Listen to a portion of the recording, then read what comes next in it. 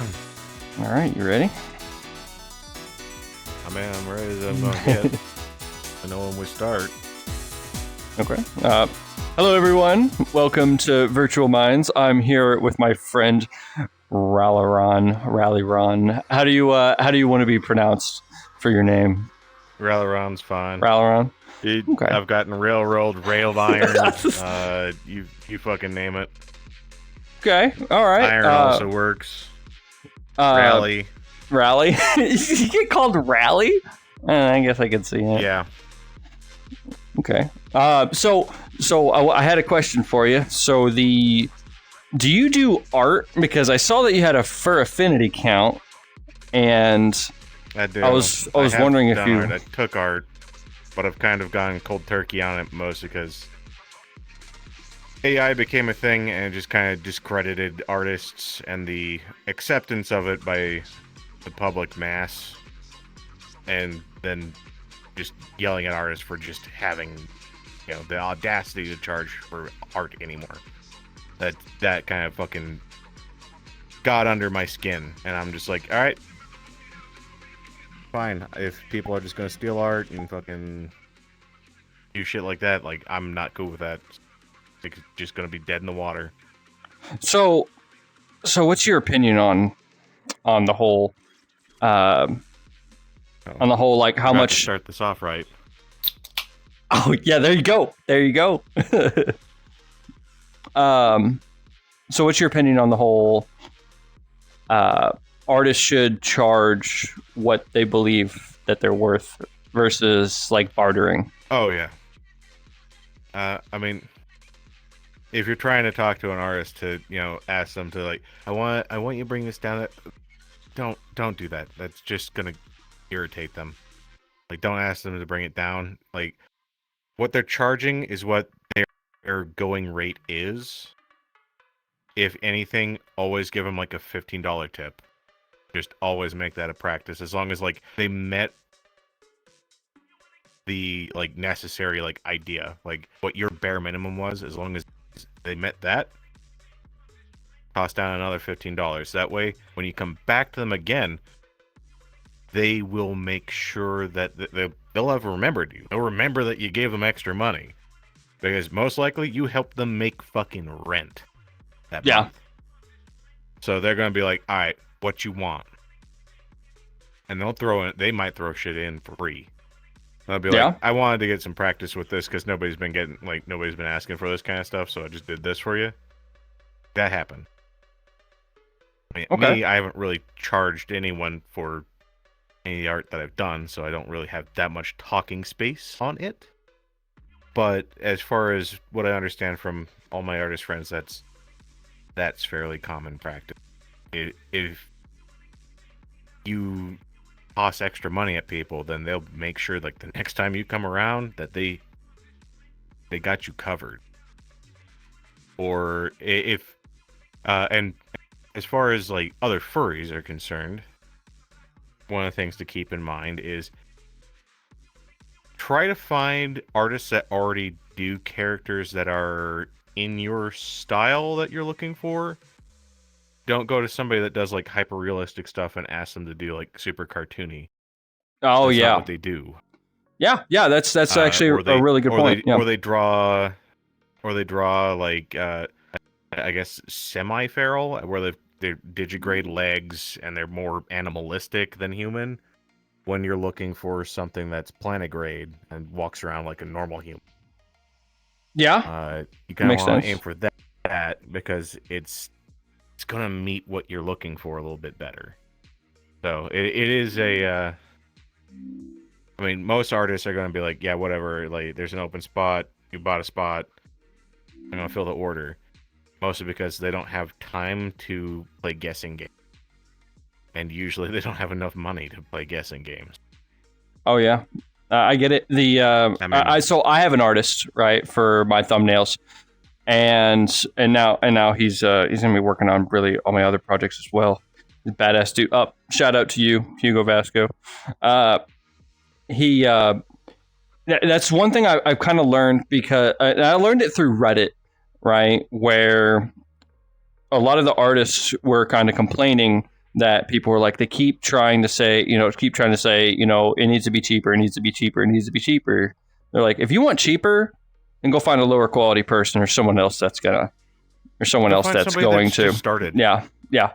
And don't go to somebody that has experience and ask them, hey, I want you to be cheaper. No, they already have their name out in the water. Don't ask them. They're going to laugh at you and tell you to go away. Exactly. I mean, shit. There's plenty of artists I'd love to commission because I know their stuff. It's extremely high quality. It's in the vibe that I like.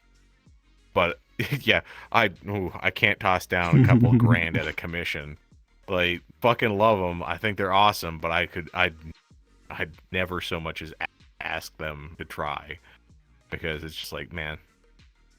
And I'm sure that for a lot of them, it would be a breath of fresh air, because the most frustrating thing for artists that have actually like taken art school and whatnot is when they get a sparkle dog that rolls up. A wealthy sparkle dog, because they're not going to say no. It's just that most artists are going to sugarcoat what they think about what your character looks like, because they're not going to really complain. But learn a little bit of color theory. It's not that hard. Like, you can watch like a 15-minute video online and learn a little bit of color theory just to have a grasp on what colors do not mix well. you know what's funny? With neon orange and blue, it doesn't look good. So the artist can't make it look good. So I actually had a college roommate that it was my very first roommate my freshman year, and he just did not give a damn of what anyone thought of him. So he goes out, I shit you not, this dude, he had neon orange and like neon green, like plaid pants, and then a fucking red I think it was red or blue. I think it was blue, and a blue like flannel shirt, and they're like shorts, and he's walking around like this. I was like, oh god, you're painful to look at. Like, I don't know anything about that, but fuck my eyes, it's awful. And then I was trying to learn the whole color wheel thing, right? So I was on and I'm not advocating, I'm not paid by him or anything, but I use Skillshare, right? And I was like, okay, I'm gonna take some classes, right, on how to do interior decoration. And I was like, oh Jesus, there's a whole field of knowledge. I'm just sitting there like, god damn it, there's so much to learn in this thing. And and I was like, what the hell is a color wheel? And they're like, you can pick a color, choose one of the adjacent colors, or directly across. Everyone knows Roy G. Biv. Oh, yeah. Easiest thing to remember. It's the rainbow. You just bend it around so it comes to a complete circle. You have 6 colors on that wheel. And you can break it into more, but ultimately you have 6. The 3 primaries and the 3 secondaries. Red, blue, and yellow are your primaries. Green, orange, violet are your secondaries. And ultimately, when you have all your colors down on the color wheel, and feel free to look it up online, it's okay. Power word Google is your friend. Google foo. Instead of don't make your color palette the 2 colors across. Instead, go across and then go 1 up or 1 down, or left or right on the wheel. Just by 1. That's a complementary color. Yeah, there you go. Blend well. They look nice. But if you still show up looking like a clown show, like, something a clown would wear to a fucking circus, it's not going to help you. You're like, the artist will try their damnedest to make it work, but trying to shade that shit is cancer. Oh yeah. It blend with an environment, trying to make it match an environment, especially if you're just like, I want my sparkle dog in a beautiful forested waterfall. Yeah, you're going to be paying out the ass for the background because most artists focused more on doing like the character. When I was younger, I focused more on backgrounds. I started working on characters, and I can draw characters in a very specific theme. If you want me to draw people, like, it's gonna be fucking heavy referenced from something. I'm probably gonna take my fat ass out, sit in a chair, and then get the photos, and then go off of that. But I don't want to. No, I got you. Oh yeah, that would be a pain in the ass. Like my artist, right, Hugo Vasco. He's new, but he's not at the same time. Like I don't know what it is. They're from Brazil. Yeah. When I say new, I mean like brand new to making art. Like first commission. They're only charging like $15. Yeah, give them $15. See where they go. Best case scenario, you toss $15. They get inspired. They keep making more. They keep getting new commissioners. And then, like, give them a couple of, like, 4 years later, they're making, like, some high-quality shit. And then you pop in and be like, hey, can I get another one? And they'll be like, I remember you. Yeah, I like doing your character. Like, boom. And they just fucking, they knocked it out before they even put up a bill. Oh, yeah. Yeah, my artist, that's how I feel with him, right? But he's got, I shit you not, it's like 7 or 8 different art styles, and he already knows his worth, but he doesn't really have a social media presence except for like Instagram, and it's really interesting. He hold on, I gotta plug my shit on. I was like, I don't know why this guy isn't famous, because this dude has like a turnaround rate of like 24 hours. Like, it's phenomenal. And I don't know if it's because he doesn't have work. I don't know if it's because he's just now starting to do commissions and maybe he was just working on whatever.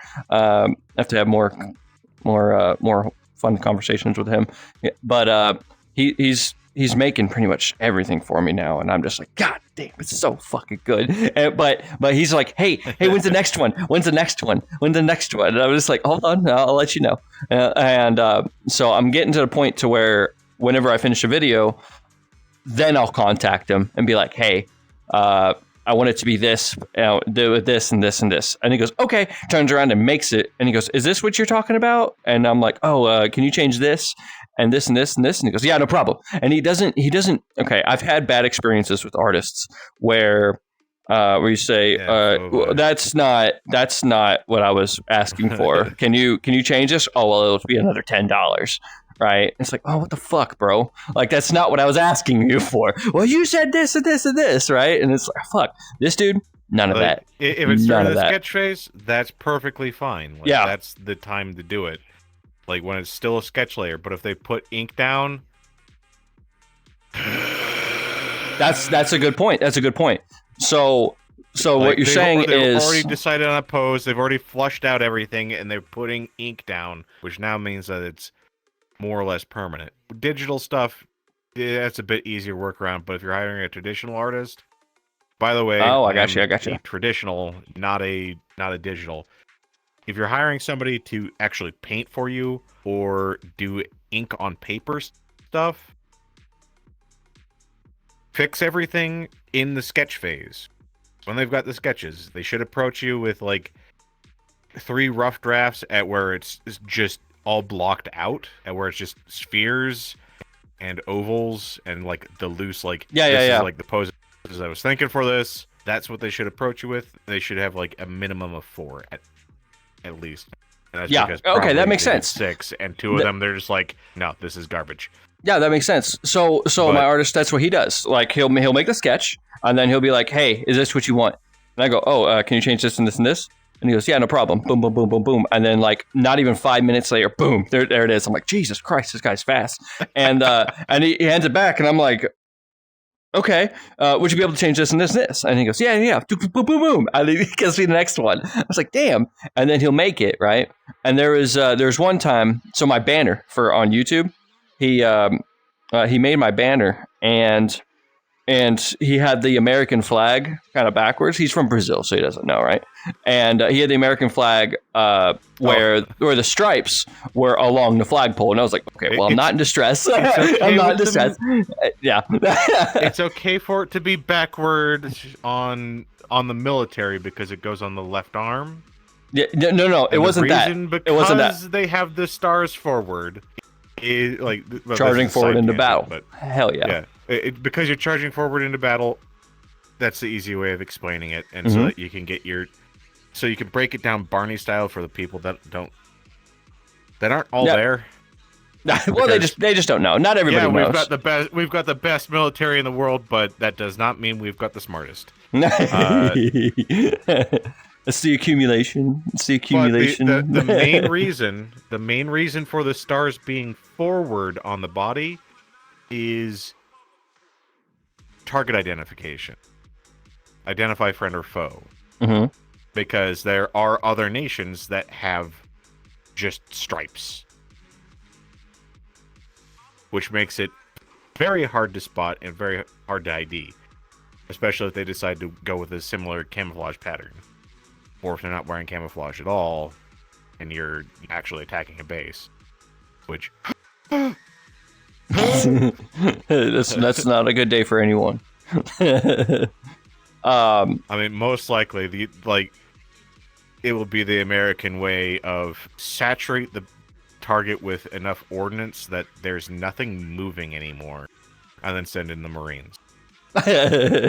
Exactly. Do cleanup work. But yeah, so my friend had the flag on backwards. So think of the pole like this, right?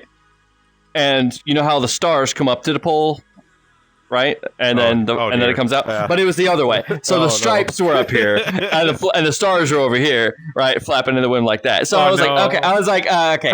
So it's like he doesn't know, right? He's from Brazil, and I was like, would you be able to change that and you can make it on the other side of the pole, you know?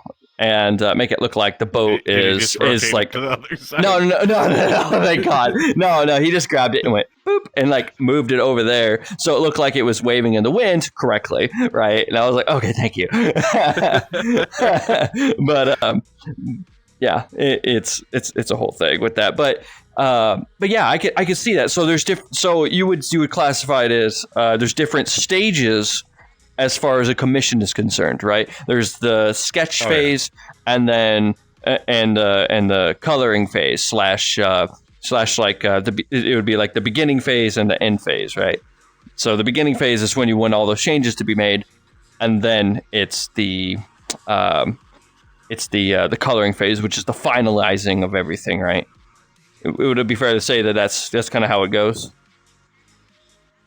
I asked that right as soon as you're taking a sip. Yeah. Yeah, I mean, you've got like the sketch phase, which is where you're going to make all your major changes, like coloring decisions or like very minor changes of like, hey, can he be looking this way? Yeah, that can be, you can do that up until like the finished product, quotations on finished. Because stuff like that is fairly easy to fix. It's gonna, with traditional artists, it's gonna be like, God, because painting eyes is a lot more difficult because you have to paint the eye first, then you have to paint around the eye, so you do the eyelids over that, like your actual eye would fit. And one of the things that I'd been doing, but I hadn't really put any thought about it, but it definitely like clicked because I started like I watched some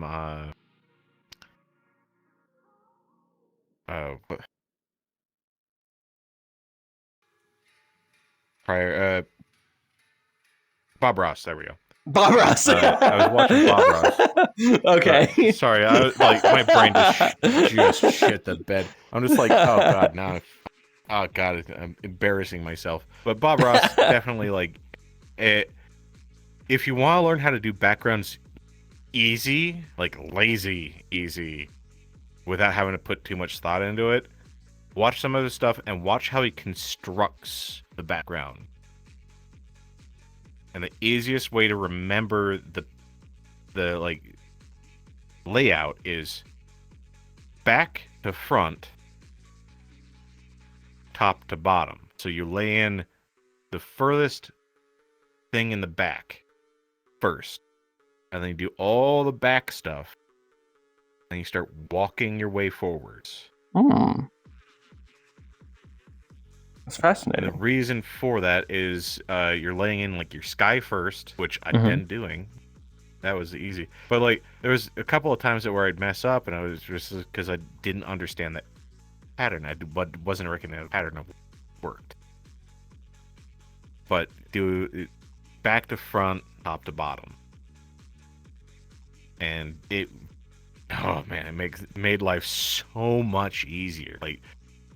When you guys when you guys listen to this, go and watch Bob Ross paint. Like, it is therapeutic. And he is, an icon of his time. It was a sad day when we lost him. Yeah. Also, it definitely was.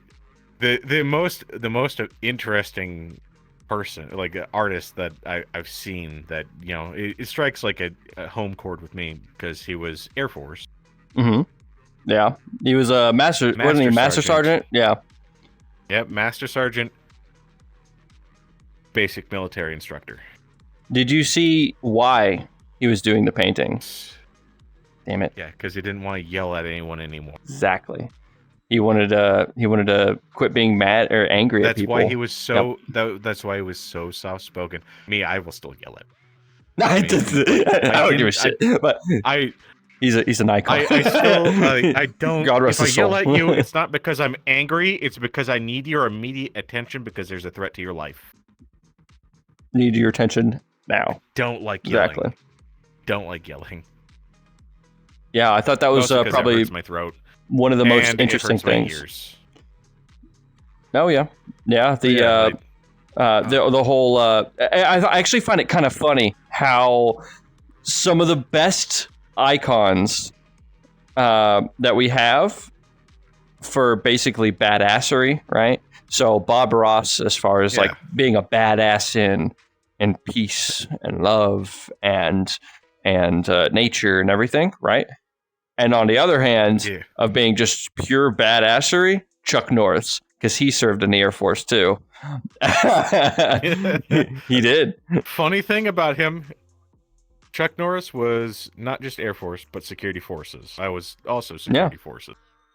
So he was always our call to fame. And you better bet that there was rarely a day where you didn't hear a Chuck Norris joke. Oh, wow. Okay. You know what's funny? Just because it was just funny and topical and, yeah. Why would, like, if he had gone on tour to, like, different bases just to come and give, like, inspirational speeches, you had better dude. Your ass, all the security forces would have been showing up in blues with a smile on their face because it would, it's an honor, sir. It's an honor. It's an honor. It's amazing how old he is. What is he in his 80s now? Is he in his 80s? He's got to be. He's got to be in his fucking 80s now. It's 70s or 80s, and 70s, 80s, I think. Yeah, dude, it's phenomenal how good he still looks. Like he looks like he's still super healthy. He doesn't. I don't know. He might be immortal for all we know. He took some years. Dude, he took some years out of the people that he was beating up. This is fucking like a vampire. For every person he beat, he gets another year to live. Chuck Norris can't die. Death is too scared to approach him. That's right. That's right. You know, it's also funny. There's another celebrity. It wasn't really a badass, but another celebrity that served in the military that was extremely famous was Elvis Presley. Did you know that he was a fucking tanker? He was a tanker in the U.S. Army. There's been plenty of celebrities that ended up going to the military.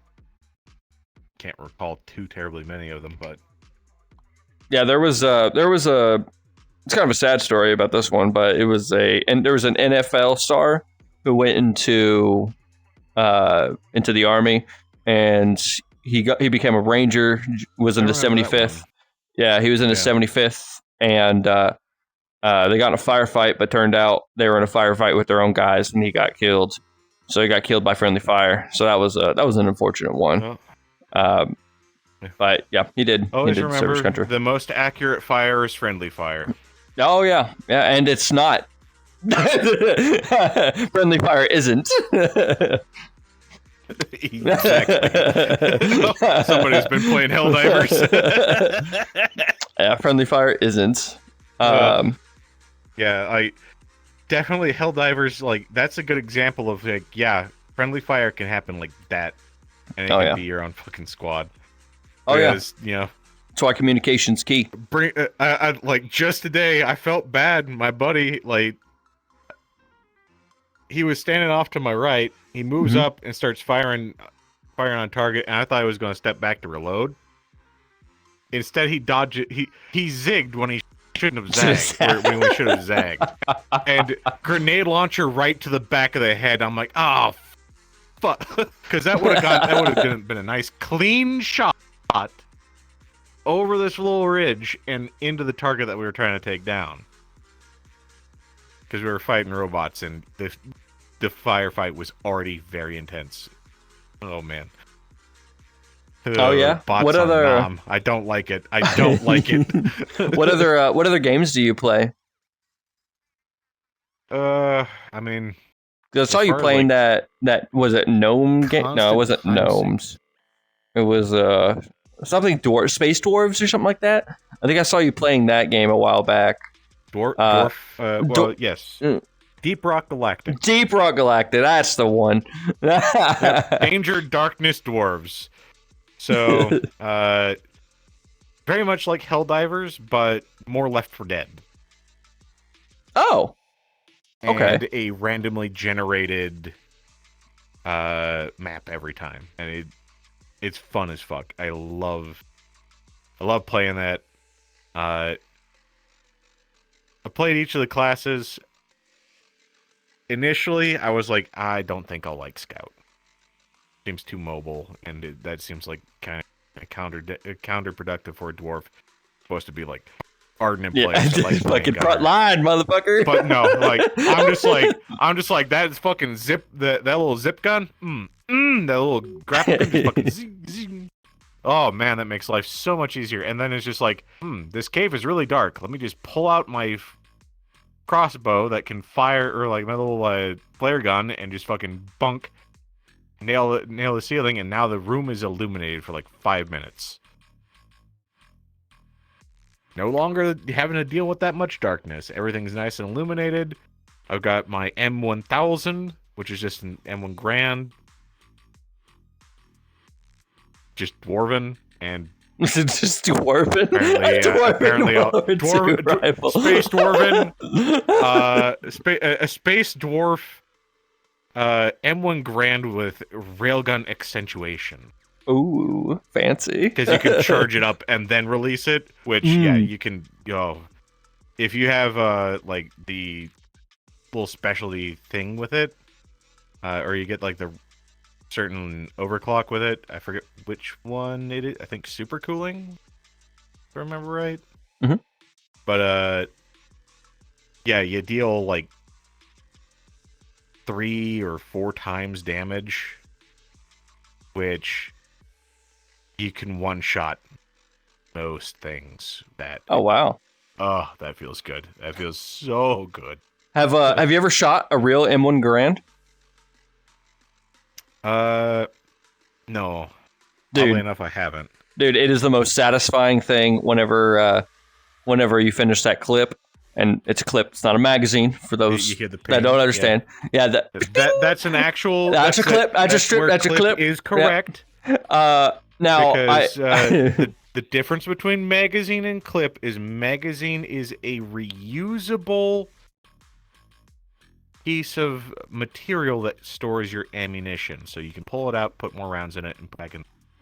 clip would be a stripper clip, and that's technically you can reuse it, but it's going to take so much more time. Well, the way I've always explained the difference between a clip and a magazine is because during like the 1700s and the early 1800s, they had buildings that were called magazines, right? Because that's where they stored all the ammunition and all the gunpowder for their weapons. But so the way I've always explained it is a clip is a device that holds ammunition directly, and a magazine is a protective casing around ammunition, right? Yeah.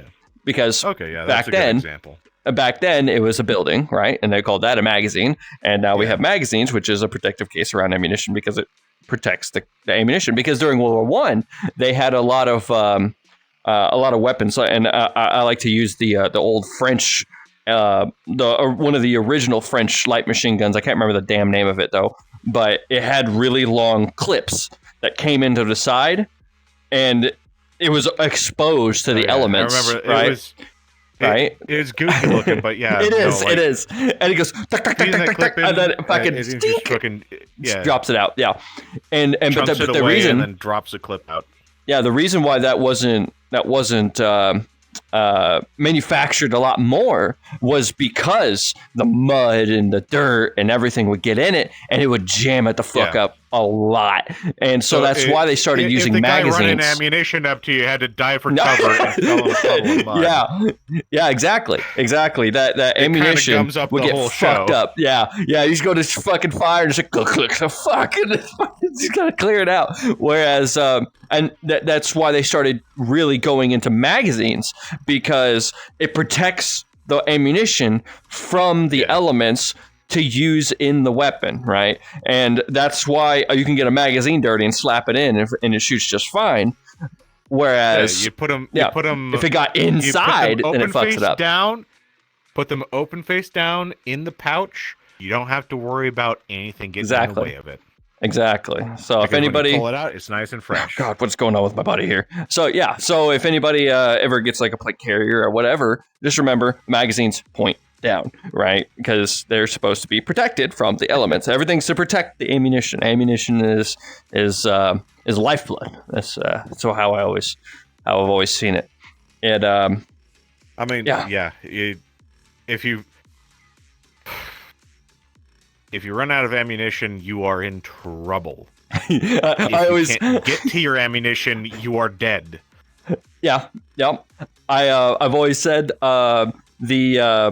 when it comes to ammo, you can never have too much ammo, just too much to carry. And if you run out of ammo, you just have an expensive bat. A very expensive bat. I mean, that's kind of been my standpoint with like sidearms. Is the reason why you carry a sidearm is to provide cover for yourself while you fix your primary. Yeah. In other words, if you recognize that it's just a jam, then just swap over, get to cover, fix your jam, get back on target, then you got your primary back up. But if you know that you've had a malfunction at where it's something that you can't just easily fix, a complex malfunction, you're gonna need a minute. You're gonna need a transition. To unfuckle it. Mm-hmm. Yeah, in that case, if you know, because like if you fired enough, you know when you've had the weapon malfunction just on how its feedback was. In which case, that sidearm has now become your ability to suppress the enemy just for a few seconds to either kill or close ground. And then you have engaged in a melee. And they were not expecting you to do that. Oh yeah, close a distance, destroy the enemy, right? And that's why I confusion like by violence of action. Have them. Confusion by violence of action. Oh yeah. Oh man. So many people don't quite grasp violence of action. And they don't. Being bad, like for those that play Warhammer, embrace your inner core knight. just fucking rush their line when they least expect it. Like, just fucking put a couple of rounds down. It sounds like you're, like, they're going to pop up thinking that you're reloading, and you're just right there, and you've already whipped the pistol around, and you just start fucking clubbing them death. Like a baby seal. They weren't ready for that. Oh my God. They weren't ready for you. They weren't ready for your violence. Oh yeah. Violence of action honestly, that's what makes America's military so successful. Is we've used that as doctrine. Oh yeah. Right. Our military has and hit them hard. Exactly, and you just don't give them stop. a chance to recover. Don't stop. Exactly. Press the advantage. Yep. Press the threat. Because if you get in there and you just fucking steamroll all the way through without taking a break, they don't have one either, because they were not expecting all of a sudden their admin guys to have to grab, firearms to start fighting back. Yep. They weren't ready. They weren't prepared. And support elements. An easy cakewalk once you get through that first barrier. Then it's just like, it's a walk through it. Oh yeah. Yep, and that's it's honestly one of the best things you do, even with squad, like the game Squad, right? It's or any strategy game for that matter. I've played. I think it's called Steel Division. The worst mistake that you can do is give your enemy time to turtle, because as far as like strategic games, I love the turtle. I love the turtle. If you give me enough time to turtle, I'll have turtled twice. I will have turtled twice. Oh yeah, because I know that there's going to be a secondary line. Mm-hmm. Yeah, there's going to be artillery on my front, and there's going to be artillery on my rear, because I know that the front line will fall as soon as the enemy presses the objective, which is why I have the second line, and that's when they realize, oh, I'm in trouble. I think you would like the game Steel Division. Themselves dry, and I'm sitting there giggling, and my super long range artillery is hammering their base, and now they can't do anything about it. For anyone that's played, for all my buddies that out there that have played Supreme Commander. Oh, yeah, I've heard of that game. Yeah. Oh, yeah. Actually, I think I have it. Fuck. Hold on. No, I don't have Supreme Commander. Forged Alliance is probably the best version of first one. First one, definitely the best. Second is good, but it's easier to get into. So as far as like anyone's trying to get like understand how to play it, play 2 first, then play 1. And remember, resources first. Be fast, be hungry. And if you play like a turtle like me, if you go to like the iconic map where there's like the little, very slim bit of land and then the 2 oceans, I fucking love that map. That's like the map. And you'll see it in other games too. Like other games copy that because that's such a good map design, because it leads to grinding attritional warfare, which everyone's there for, because you get to watch like just some wild ass shit go down. Have you ever played? Another fun thing to do with that is build a navy, because everyone's like, ground battle is my thing. I'm going to do ground battle, or an air force, and then you just like. Meanwhile, I've got my super fortress designed here, and then on the side I'm just starting to build battleships, so then they can kind of pull in to the little bay there and just also start shelling, because they're technically artillery too. Dude, have you played Planetary Annihilation? Yes, I have. Dude, that game is... I haven't played much of it. Fuck. For those of you that don't know, that game is phenomenal. So there are multiple fronts. Vibe.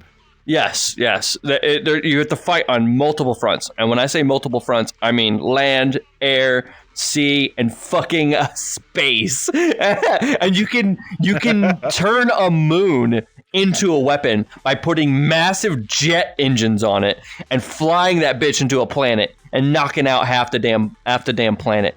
And it's freaking awesome. There's even Like every now and then there's a map and it has a Death Star, but you have to build the components for the Death Star. And if you get that Death Star going,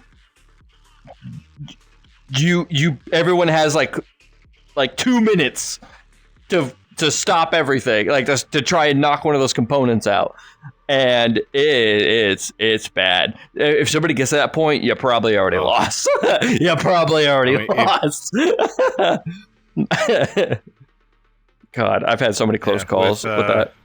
With Stellaris, if you end up with like dude, that game you need like different mod packs, but like those that have played it that have the mod packs. Yeah, if somebody has an attack moon, you already know that it's it's gonna be a close one. dude,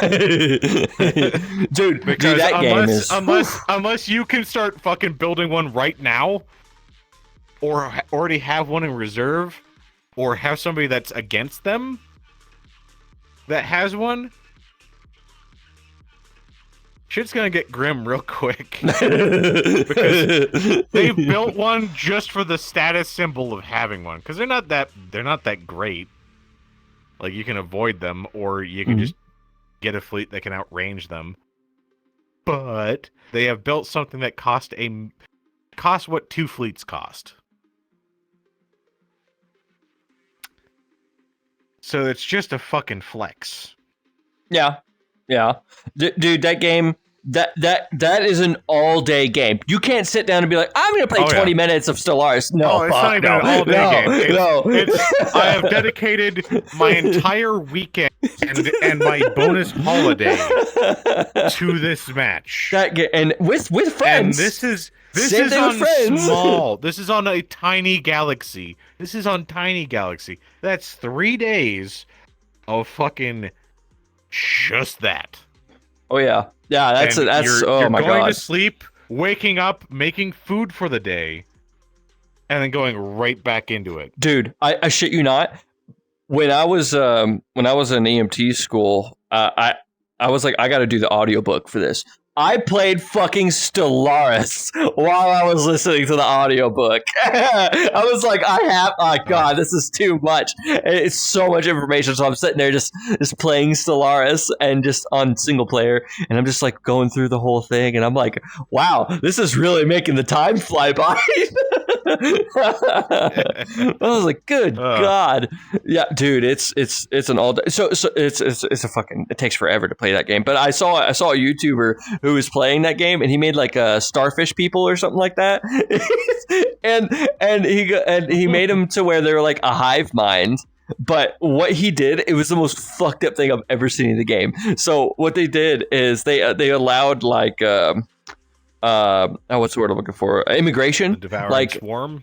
No. They allowed like immigration to come in, and so whenever they had populations come in, they said everybody that's not of my species will be turned into food, and then he would take them and fucking kill them and turn them into food, and then he and his people didn't need food. Because they photosynthesized, right? So they didn't need any food. And so what he did was he got the food and he sold it back to them. So it was literally getting people in from all these other species that were immigrating to them, and they would turn them into food and then sell the food back to them. I was like, what the fuck? That's so fucked up. That game can get dark, but it's so good. It's such a good game. Oh yeah, it can get dark, or you have like super open borders, are friendly with everyone, but you're like necromancers. So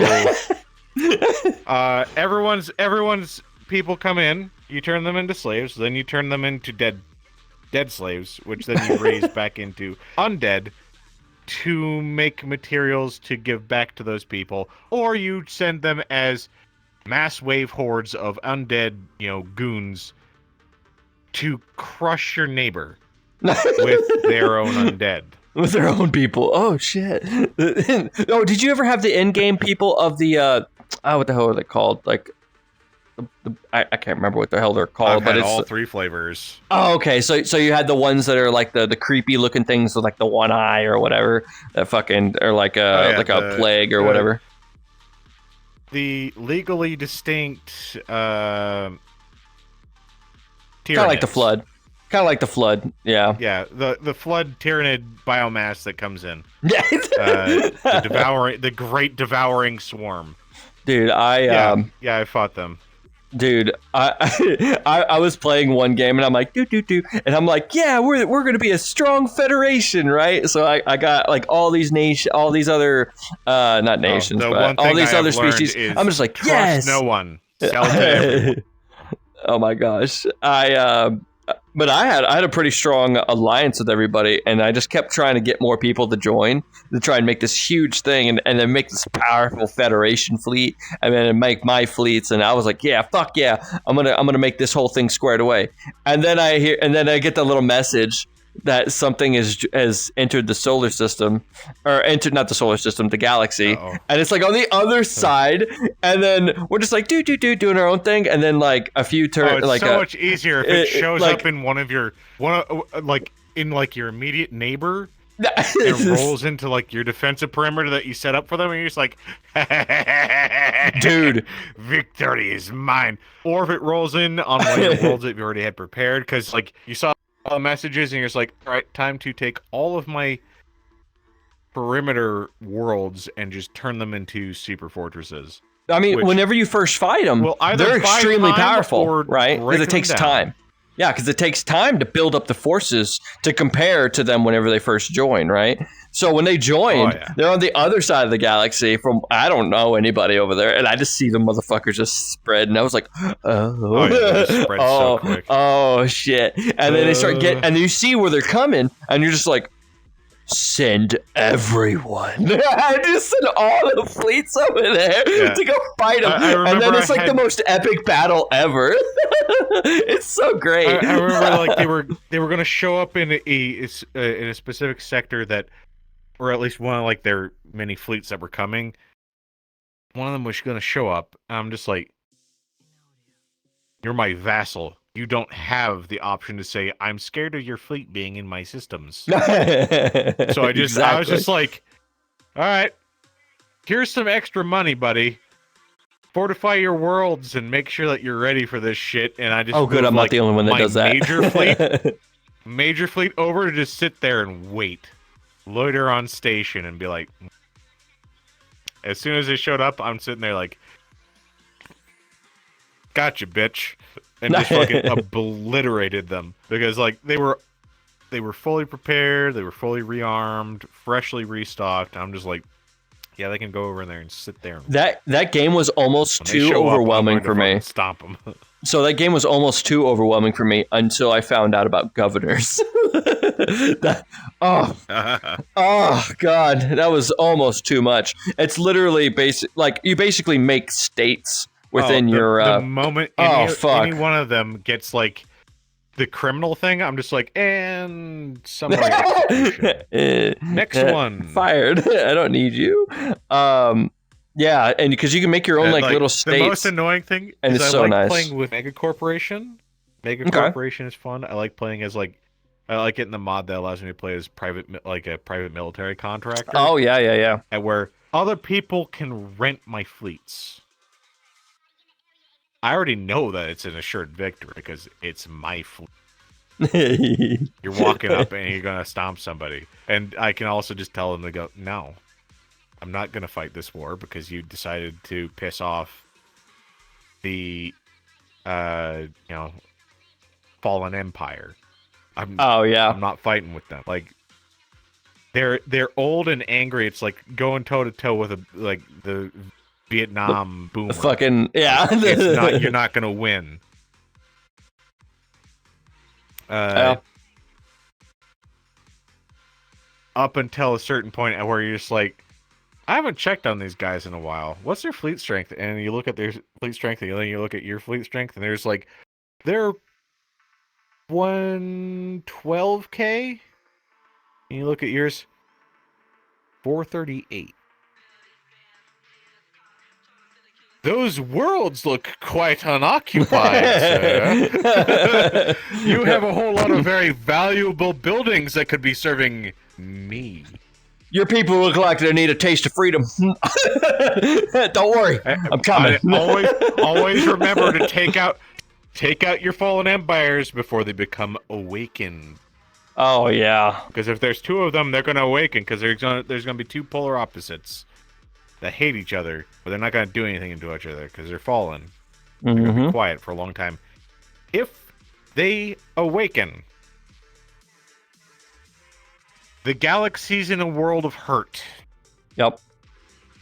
Because they're going to stomp. Like, you're either going to become theirs, or you're going to die. Very true. And there's been several times where it's been like two spiritualist empires for me, and I'm just like, wow.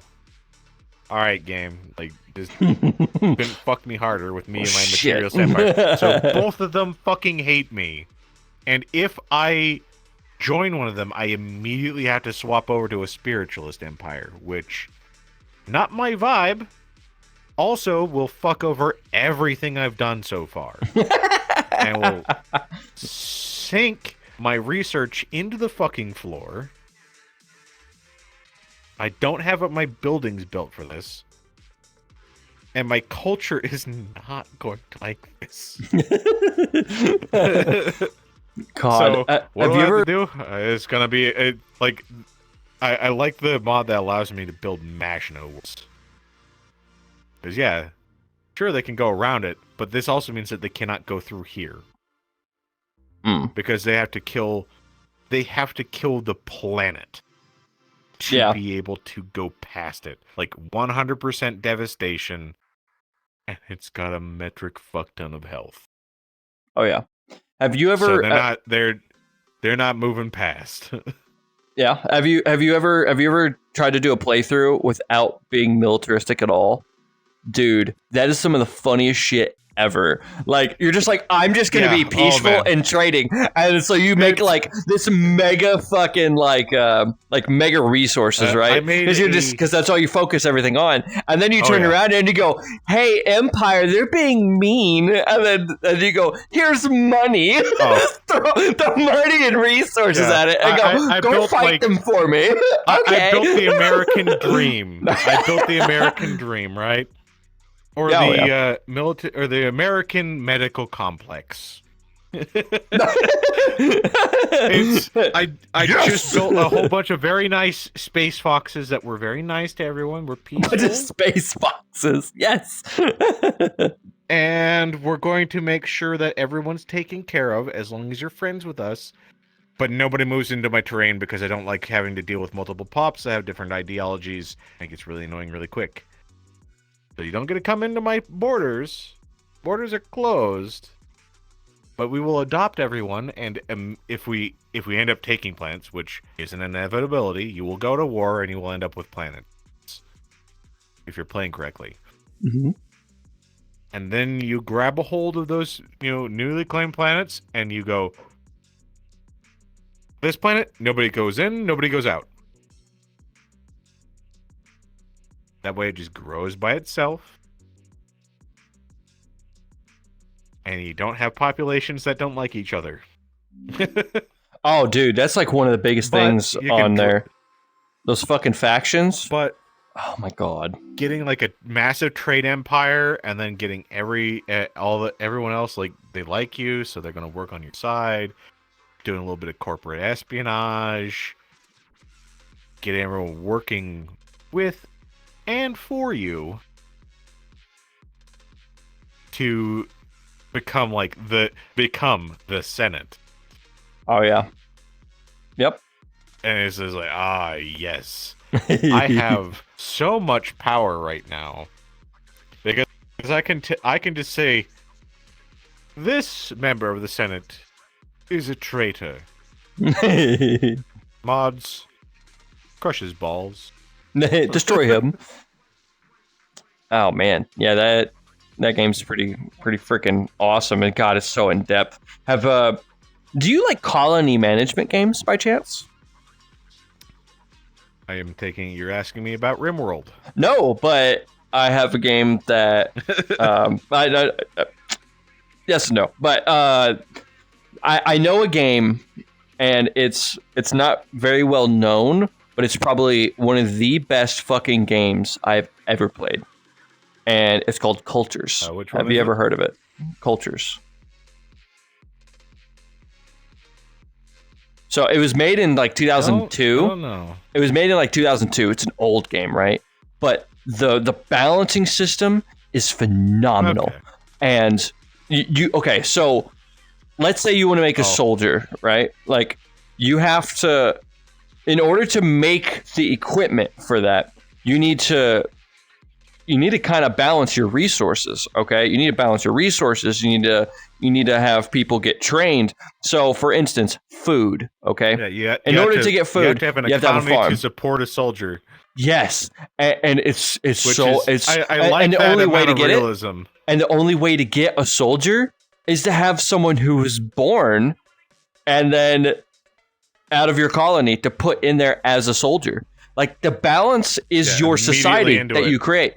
No, I mean like you can grab Joe Blow that was a fucking clay person, like a potter or whatever, or a fucking clay digger, and put them as a soldier. You can put anyone in there as you want, and because you make whatever weapons or whatever, and then armor, and then boom, you have a soldier. But they still need to be fed, right? In order to get food, you need to either fish or you need to have somebody who harvests berries or whatever, right? But the balancing system on there is amazing. So you have people who are novice and experienced, and if they're experienced, they produce 2 of whatever it is that they're doing rather than 1, right? And if they have tools, they produce 3. Have you played? It's so fucking good. And it's like $3 on Steam. Cultures, just the first one. The other 2 are not really fans of them. Have you played Dwarf Fortress? I have not, but I've heard about it, and I looked at it. Fortress. I looked at it, and I was just like, like the way that everything's built, it's like the way the game is. I'm just like, ugh, it's not really my cup of tea. It's where RimWorld got its pizzazz, but yes, that's what I've heard. RimWorld, but with Z levels. Okay. Up and down. There's a new game called a lot more complex. Medieval something. Let me get the name right because I don't want to. I know the game that you're talking about. I haven't played that one yet. Yeah, I looked at it. I'm just like, oh, that looks all right. Yeah, it's called Medieval something. Hold on, I gotta look this up. But it looks like it's getting really good. Like they actually have a roadmap, and it looks phenomenal.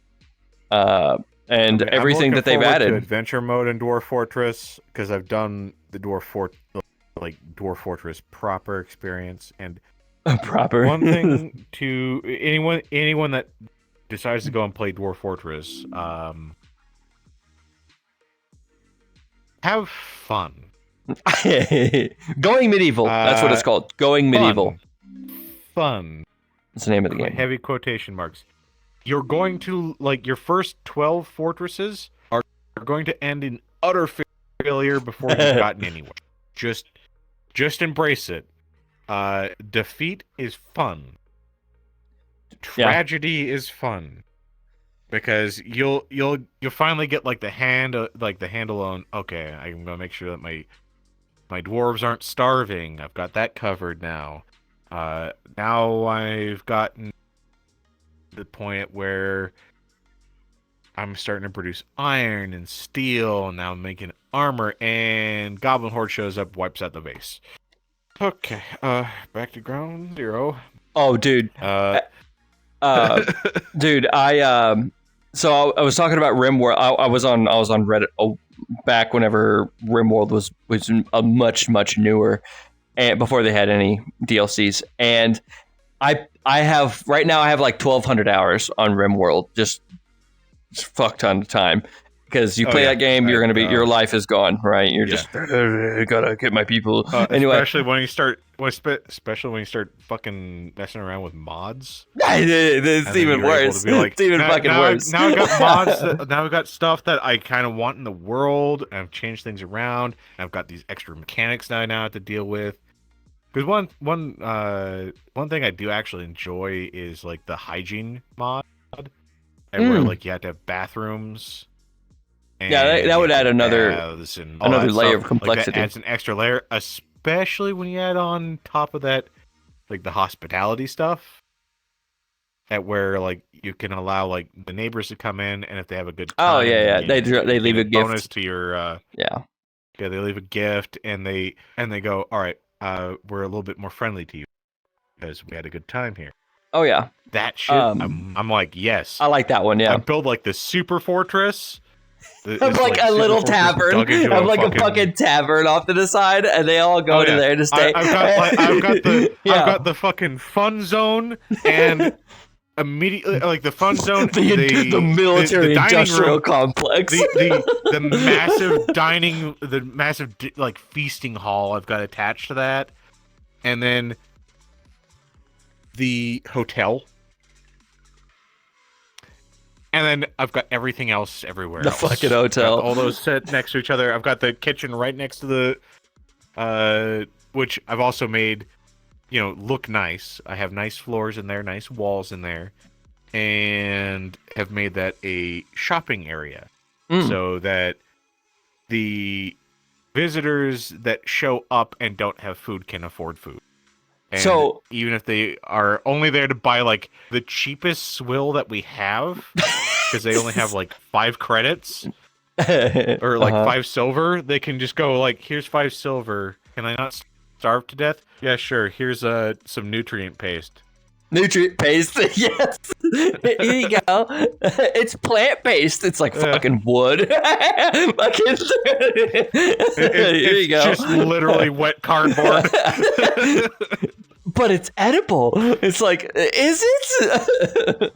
I actually made a meme. A while back, and you know Family Guy and you know Cleveland, right? You remember the scene where Cleveland, they're playing civil rights Monopoly, and he goes, "Oh, how the hell am I supposed to win?" And he goes, "You don't win. You just do a little better each time." And I had a meme about RimWorld. It's like, well, how do I beat the game? And it's like, you don't win. You just do a little better each time. Because I've got 1,200 hours, and I still have yet to beat the fucking game. Like I've never beat it. The best. Oh yeah, you don't win. You don't win. You just do a little better each time.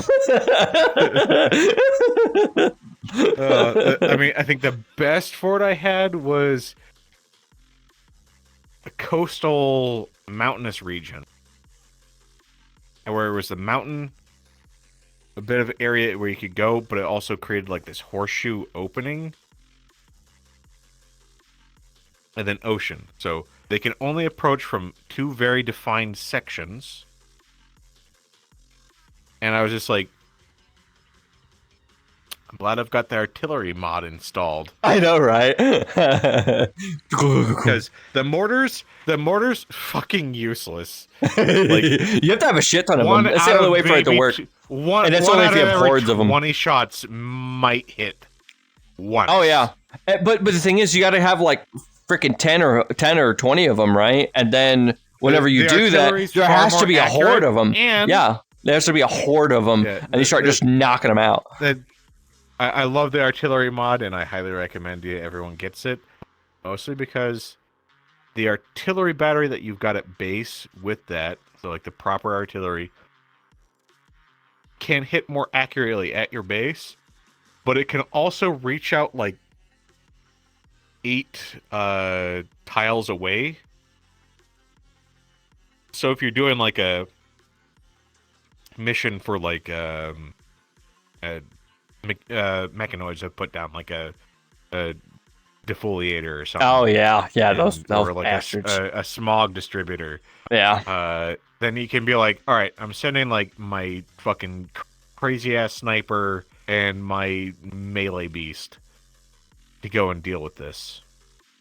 And when you get them out there, you go, all right, you two useless peons, go to the artillery battery because grab your pacifist because eventually you're gonna end up with. Oh, dude, I make them fucking cooks. Are you so useless? Dude, have you ever had okay? So I usually just accept everyone to come in, right? Because I'm like, I need more people, I need more bodies, right? I need more bodies to fucking fill these jobs. I'm very selective, but I still end up with one. Because I end up with civilians. They're like and fighters, the researcher. So the only thing that they do is eat, sleep, and research. yes. That's kind of what I do, right? So I usually have like a division. And if I get a really big colony, I've got 3. I've got civilians, as weird as it is. I got civilians, cops, and fucking guys and fighters, right? And because you will get to the point where you will have people that fucking break and try to break shit. So I just made fucking cops, and they sit over there and they arrest people, beat up, whatever, to take them and put them in the fucking jail. And then you can just release them, and then they're fine, right? So I have to do that every now and then. So I have people specifically for that, and they just wander around and and just eat and just chill, and then be the warden for the jail, for the little jail or prison or whatever that you got, for anybody that you capture. And then I got the actual fighters, who are like the people who will actually fight, but they're workers, so like haulers or miners or whatever, while they're back home, and I equip them as such. Whoever my brawler is, I have them set up with wherever their workstation is. So if they're like a worker bee or a gardener, then I'll make sure that they've got like an extra little room nearby at where I also have like their stun baton stored. Oh yeah, somewhere between where they sleep and where they work. In between that area, that's where I put the stun baton. So if I have somebody that goes on breaks and goes berserk, or the prisoners decide that they want to try and escape. Oh, dude, that's the big one. Yeah, he just runs fucking over, riot grabs police, the baton and goes, "All right, time to BS again." Start whooping some ass. Yeah, that's God. That's no, you won't. Won't. Man, one thing that I always slack on doing is close production until like I get really far in there. Because I'm like, closer, that'll be fine. They're all wearing rags. And it's like winter. The best thing to do is build your tailor station after you've gotten like your colonists in their rooms. Once they've got rooms, a kitchen, and a freezer. Then that's when you build the tailor station and set to build a minimum of 5 shirt and pants. Yeah. So you don't have to keep producing. If you're in an area where it gets really cold, then have somebody make parkas. If it's really hot, dusters or ponchos. It's funny. So with that being said, I always have a furnace or a crematorium as well. And it's not not really because way you don't have this massive graveyard because it just eats. Well, it's not necessarily graveyard. It's also for clothing. So what I do, and this is a little pro tip for anybody that hasn't figured this out yet. Yeah, you can bring what you do, and you set it as well. So the items, the weapons, or whatever. I always set it to it's like good and higher is fine. Right, I set that as an order or whatever. This level is fine, but everything below it, burn it. Clothing anywhere, burn it. Right, and then same thing with weapons have that low quality. And then there's another one. Mending. Well, I was gonna say, and then there's another order that you make, and it's the quality, like not that quality, but the life that's left in it. So I always say 75%. So anything below 75%, burn it. Life. Yeah. Yep. Yeah. And you just have a hauler just sitting there and do it. And under that or dirty. So if you picked it off, off a dead body, I just leave them out. I'm just like, fuck dirty, yeah. However, the hygiene mod does have something that fixes that, and that's washing machines. Dismiss that order when you get washing machines, and just have washing machines. They can fit 7 items in at a time. It only takes like a day. And then people are like, oh, it no longer has corpse stench on it. I'm okay with that. Doesn't change the fact that somebody died in that, but you know, now they're not upset about it because there's not. It didn't fix the bullet holes, but there's no longer blood around the bullet holes, so it's just like, oh, it's just clean. It was an accident. It just got tore a little bit. Oh, fuck. I mean, yeah, they had a lot. Like, oh god, RimWorld is a hoot because, yeah, you can do all sorts of fucked up shit now. Dude, and now that they added children, it's a whole nother level of just fucked up shit. And it's just like, oh. Yeah. Cult of cannibal children now. Cannibal children. Oh, yeah, that's right. They added the fucking, the religion part. And so I made a religion based around a fucking rifle. I was like, yes, this is our artifact. And so whenever they're like, oh, the rifle, Foxy's rifle or whatever is being held by this faction, I'm like, we will destroy them. I